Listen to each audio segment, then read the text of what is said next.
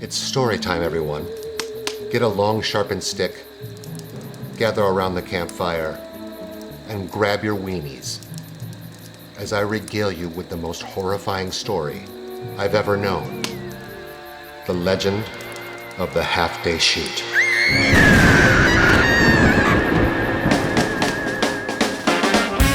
It's time for Hollywood Grump.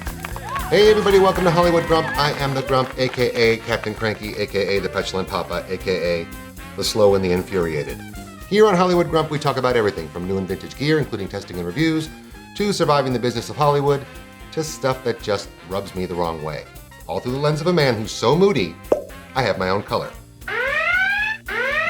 For all you gear nerds out there, today's episode is shot on a modern lens for once, the Tamron 45mm f1.8, swiftly becoming one of my favorite lenses of all time. Super responsive, excellent sharpness across the frame, and surprising saturation and micro contrast. A little onion ringing in the bokeh, but that doesn't bother me one bit.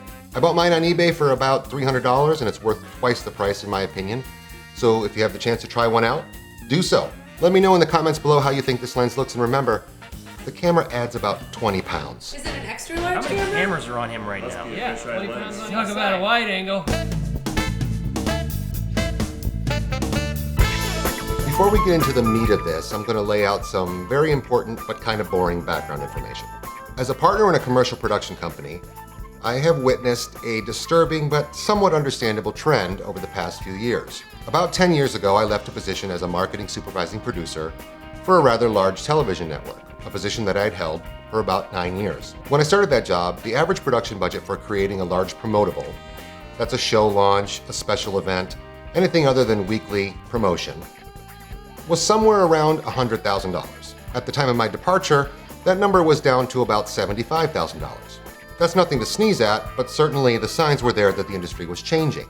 In the past 10 years, however, commercial budgets for anything other than the largest consumer-facing campaigns are dwindling down to nothing. In fact, with the meteoric rise of social media marketing, folks just aren't spending diddly squat on promoting TV anymore. At last check with some of my friends on the inside, their annual marketing budget is down 70%. 70% from what it was 10 years ago. Now, some would say it's because TV in its traditional sense just isn't as important to people as it used to be. We ingest entertainment differently. Appointment television, which requires a massive announcement and regular reminders to tell you when to tune in, just doesn't exist anymore. The return on investment isn't there. Excluding HBO and Showtime, people sort of watch entertainment whenever they want, and they're just as influenced by word of mouth and social marketing as they are by any kind of major campaign. More so, in fact. But this trend applies to more than just television marketing. 6 to 8 years ago, when brands were starting to realize the power of online marketing, they were dumping millions upon millions of dollars into those campaigns. That trend, sadly for a lot of us, has also shit the bed. The average price per piece for online marketing has gone from about $50,000 down to about $15,000 in the last 6 years. Now, I will volunteer that none of this comes from any kind of official marketing trend report full of multicolored charts and graphs. I only ever believe about 50% of that horseshit anyway, because the samples are usually large to very large agencies and production companies and rarely represent the small or medium-sized production companies. This data is from my own company's simple math, using all of our fingers, toes, and gozintas. This is how spending trends are affecting us specifically. And based on the amount of everything must go gear sales I'm seeing online, it's affecting other people too. I will also say that the amount of content that's being produced has increased greatly. Only the price per piece has gone down. All of that said, let's get down to the balls of this episode. Now, as I want to speak to both clients and production companies, I'm going to use my client talking hat. Whenever I don this cap, I'm talking to you, clients. As clients are searching for ways to do significantly more with significantly less, enter the 3 most frightening words ever conjured from the bowels of hell. The half-day shoot. No matter how a client tries to justify it, there is no such thing as a half-day shoot. Oh, there are half-day budgets, but half-day shoots do not exist.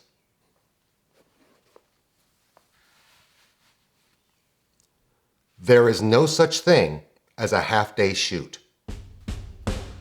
A client will come to you with a simple shoot, usually loaded with jargon like guerrilla or run and gun, just so you think they're hip to the jive. Sometimes they'll come to you with a humanistic plea. We have zero money for this, but it's really only a half-day shoot. Could you do us a solid, friend, pal? And sometimes if they're super desperate, they'll use my favorite of all, the dangling carrot technique. All right, this one's super small, but we have some bigger stuff in the pipeline coming soon, so we'll make it up later. Often they'll try to take a little weight off the budget concerns by conceding some of the stuff that's normally associated with a shoot. We don't need a video village. We'll just all gather around the camera monitor to take a look. Also, you don't need to get food. We'll grab some sandwiches on the way. We'll also get our own coffee and snacks. I've even had clients that have offered to bring their own folding chairs so that we don't need to rent any. Now come on. Even though that stuff is very, very nice to offer, when shoot day comes around, you fully expect all of those amenities to be there. I should know, I used to be in your shoes, so let's cut it out. They will sometimes add the little gem that we only have the talent for 3 hours anyway. So we have a hard out. It's only going to be a 3-hour shoot. This is me you're talking to. So just between us, okay? That hard deadline only holds true if you've gotten everything that you need. Otherwise, sure as I'm sitting here with a heartbeat, you will convince the talent to stay a little bit longer to get everything. Oh, and also we need to get those one-off lines for the other marketing group that no one told us about when we started. So really, cut the bullshit. I love you. I still love you. But cut the bullshit. And lastly, a client will often acquiesce to live without certain crew members. Meaning we don't need a dedicated boom operator, we'll just use lav mics. Or we can combine the vanities, hair, makeup, and wardrobe into one person. And we probably won't need any art department, we'll just bring our own props. But in the grand scheme of things, while all of those items do add up, the one thing a client cannot change is the space-time continuum. No matter what the size of the shoot is, there's a certain amount of time it takes to get things done. There's a big difference between just getting stuff on camera and getting great-looking, usable stuff on camera. If the stuff doesn't look great and professional, with even just a little bit of production value, the fact that it was shot fast becomes irrelevant. And you, production people, if the stuff looks like pan-fried ass, the fact that you shot it in half a day doesn't make a damn bit of difference. Trust my years of experience on both the production and the client side. Nobody will remember that you shot it with no budget in just a few hours. They will only forever tie your name and the name of your company to that crappy footage we got that one time from that company that we're never ever gonna use again. To quote one of the greatest bosses I've ever had, if you go over by $10,000 and it looks spectacular, they'll be mad for a day. If you go under by $10,000 and it looks like absolute garbage, they'll be mad forever. And they'll wonder why you didn't spend the extra $10,000 to make it look great. But back to the space-time continuum. To understand the limitations of time on a proposed half-day shoot, we first have to briefly look at a typical full-day shoot. While commercial video production can range anywhere from 8 hours to 14 hours, for our purposes, 10 hours is a nice round number. A 10-hour day is a one-day shoot. And for the purposes of this timeline, let's use a medium to smallish size crew of about 20 people. That's everything from grips, electric, camera, PAs, a director, producer, DP, your DIT, or the person responsible for transferring digital footage onto hard drives, audio department, vanities, catering, and plenty of other bodies to help move stuff around. Now this next part is actually for both of you, client and production companies. So I'm gonna use my both of you cap. It's my everybody hat. We also need to understand a typical schedule for a one-day shoot. Though each production works differently, in general, the parts of a 10-hour shoot day are first call, load in, lighting, camera, and sound setup, breakfast, talent call, first shot, morning shoot time, lunch, afternoon shoot time, wrap time, loadout, and finally, taillights, or driving away from the set for the day. Each of these parts of the day have a certain time requirement attached to them, either by straight physical math, or in the case of a union shoot, by rule. For example, the length of time allotted for lunch, or the amount of time people can work before they need to be fed, is governed by union rules, but for our purposes, let's assume this is a non-union shoot. For a typical 10-hour day, the average time needed from first call to the first shot of the day is about 3 hours. That includes loading the gear onto the stage or location, setting up the grip and electric, setting up the lighting, breakfast, or in my case, about 9 cups of coffee, scene blocking and talent marks, getting the talent through hair, makeup, and wardrobe, and any last-minute prep needed before we can start to roll camera. So with a crew of 20, with about half of them showing up at first call and the rest of them trickling in as their call time dictates, it takes 3 hours before you start rolling cameras on the first shot of the day. Now, because the afternoon schedule doesn't apply to our half-day shoot, let's skip ahead to the end of the day. Typically on a 10-hour shoot, it takes 15 people, that's the crew minus a few people, the producer, the director, the DP, etc., 60 to 90 minutes to finish wrap. That means breaking down the gear, repacking the gear, loading out, putting everything into trucks, and driving away from the set. And all of this will become relevant in a few minutes. Now then, your client has hired you to do a 4-hour shoot with one of their talent. Understandably, they're reluctant to pay you for a full day for what is supposed to be 4 hours of shooting. So they propose a half-day shoot. So your talent arrives at about 9 a.m. In about an hour, you start rolling camera, and with a few breaks built in there for the talent, you're out in 4, voila, finished. Now, on any shoot, you need to build in what we like to call make nice time. That's the time where talent, particularly network talent or a celebrity of any kind, shoots the bull with you guys for about an hour before he even gets into hair and makeup. I have done about 30 shoots with celebrity talent of varying degrees, and this has never not happened. So best case scenario, we need to add about an hour of time for make nice and getting through hair and makeup, which is why, with even the best intentions, we're shooting for 3 hours and not for 4. So all of you are probably asking what the problem is. You were budgeted for a 4-hour shoot, you shot it in 4 hours, easy peasy, done and done. Not so fast. Let's apply some of the basic principles from our 10-hour shoot example to our truncated shoot schedule. In this case, let's assume that this shoot doesn't require any meals of any kind, and we're using a bare minimum crew. And by the way, this doesn't really apply to one-man band operations, but more to production companies, but we'll talk about that a little bit more later.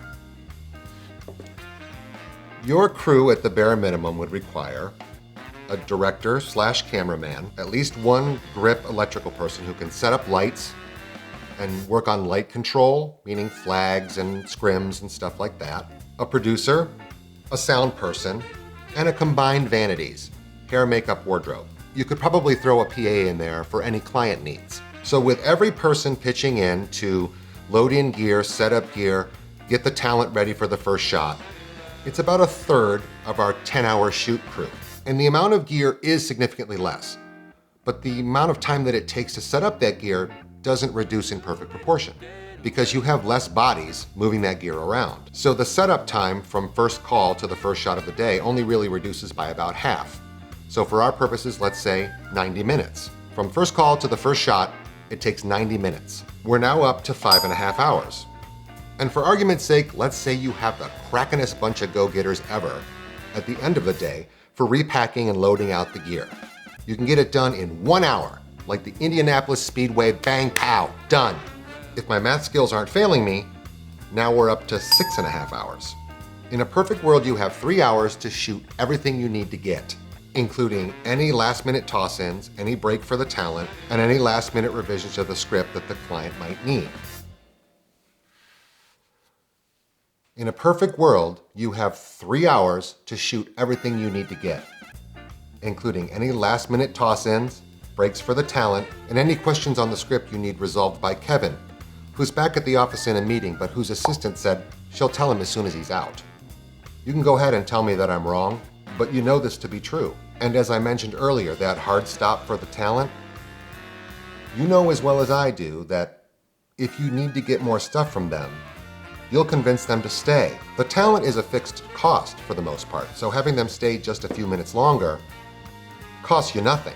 So let's be conservative and say we're only adding about 30 minutes for any additional content you might need from this person. Uh-oh, the client didn't get everything they needed from the talent. But good news, they convinced them to stick around for another 30 minutes or so, dodge that bullet. We are now up to 7 hours on the day. As you can see from this timeline, even though we are shooting for 3 to 4 hours, by the time the camera stops, the crew has already been there for 7 hours. And a piece that's not mentioned is the travel costs and per diem for certain crew members. Every member of the crew has a day rate. And though I've worked with some amazing low-key crew, most of them I consider friends and who are willing to lower their rate, none of them have a half-day rate. You can certainly get them to agree to a lower rate, but from the production company's standpoint, we almost always end up having to feed these people because they're working for a reduced rate. So part of the fringe benefit is they get fed at the end of the day.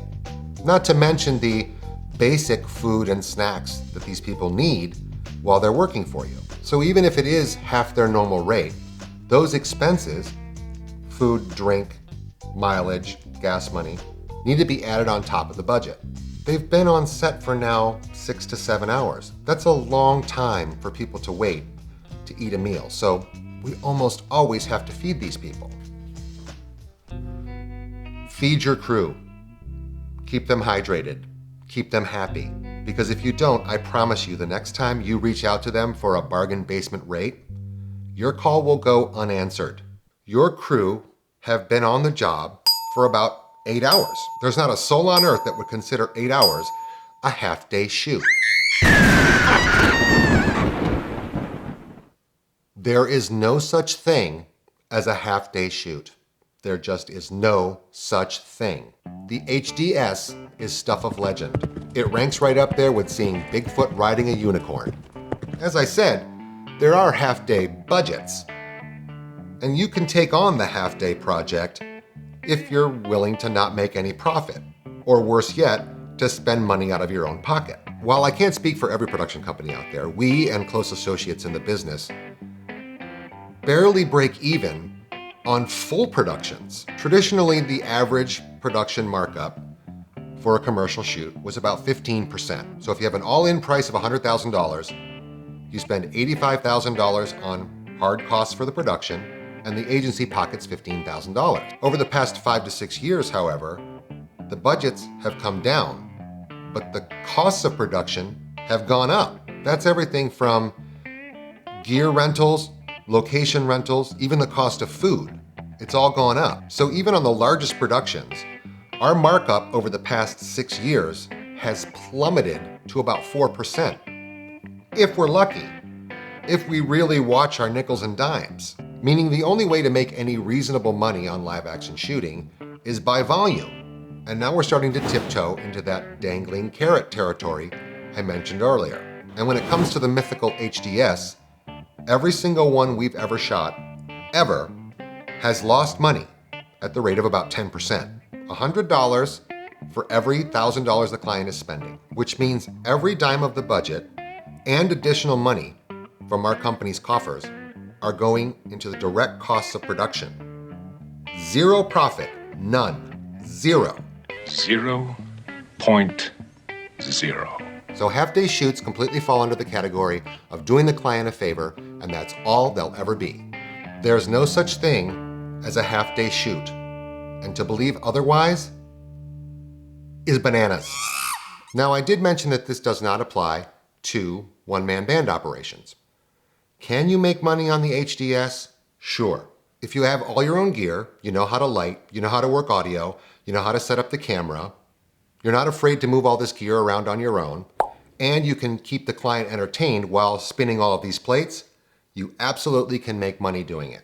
I'd still recommend hiring vanities, so technically you're a two-man operation. But remember, as a one or two-man operation, the budget you'll be offered will be even lower because it's hard for a client to justify paying a lot of money for someone that doesn't really have any hard out-of-pocket expenses. You have all your own gear, you're working it all yourself, you don't have much of a crew. You get me? So, is it worth the risk? I get asked this a lot. It really depends on whether or not your clients are the type that pay back favors. After years of walking on the tracks and getting hit by the same train over and over and over again, my conclusion is that most are not. So clients, I hope this helps you understand why most production companies are reluctant to take on the HDS, because it just doesn't exist. No matter how you slice it, it's a full day of work for the production company and their crew. And I'll go further saying it's a full day of work plus additional expenses on top of it. I know this won't preclude you from asking, but just understand if we're more likely to fake our own deaths than to accept. One final thought. As a lot of you seem to always ask why simple projects or certain personnel cost so much, I like to answer with a story I read once. Whether it's true or not, it's still a great allegory. And I'm paraphrasing a little bit. Pablo Picasso was sitting at a cafe when a gentleman approached him and asked if he would please do a quick sketch for him. Picasso politely agreed, and very quickly, in just a few seconds, drew a magnificent sketch for the man. When he handed the man back the napkin, Picasso demanded an outrageous amount of money. The man was shocked. He said, "How can you demand so much money for that sketch? It only took you a few seconds to draw it." "No," Picasso answered. "It took me 40 years to draw it." You're not paying for the hours, folks. You're paying for the years. Lastly, I want to thank a few people that helped me put this show together. The good folks at The Garden Creative for their continued support. Thanks so much, guys. My good friend Buzz Burbank for lending his golden throat to the project. Thanks, JR. My pal Pierre Delespinois at Motiontopia for lending me some of the gear. The most talented musician in all of Los Angeles, Billy Lincoln, for letting me use his music in my videos. And my family for putting up with me. Most of the time. If you dig the show, please like and subscribe. Hope you enjoyed Hollywood Grump. Until next time, get the hell out of my house.